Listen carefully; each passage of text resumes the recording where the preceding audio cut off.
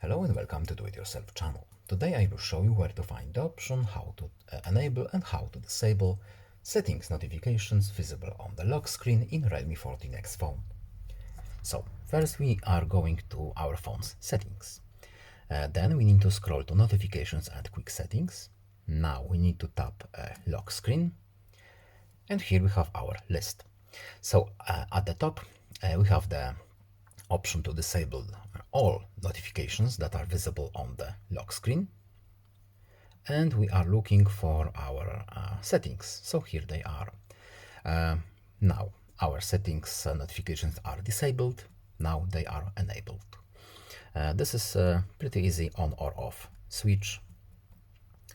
Nothing very complicated. We can pick and choose whichever function we want to enable or to disable.